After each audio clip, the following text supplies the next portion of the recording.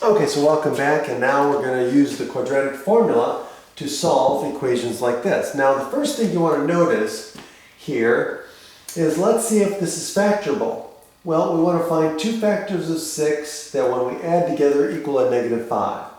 So this is positive, which means they both have to be negative or they both have to be positive.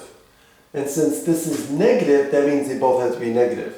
So now I need two negative factors of 6 that will add to a -5. And so in this case, it is factorable using -2 and -3. Okay, but let's do the quadratic formula to verify that. So the two roots, or two zeros, should be -2 and -3. So let's do this. So again, what is A? A here is equal to 1. Okay, again, remember, it's always ax squared plus bx plus c. It's always of this form. So A is 1, B is -5, and C is 6. And so now we just want to plug into the quadratic formula. And so again, it's -b plus or minus the square root of b squared minus 4ac, all divided by 2a. And all we have to do is plug in our a, b, and c.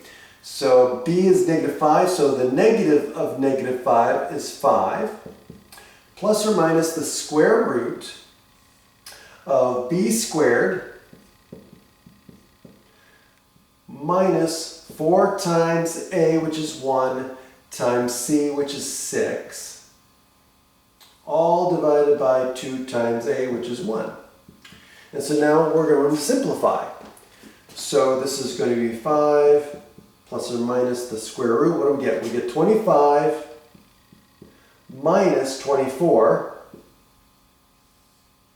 over 2, which equals 5 plus or minus the square root of 1 over 2, which equals 5 plus or minus 1 over 2, which equals what? It's going to be 2 or 3, which confirms what we already knew. Okay, so we got two distinct real zeros. Okay, next time we'll do another one.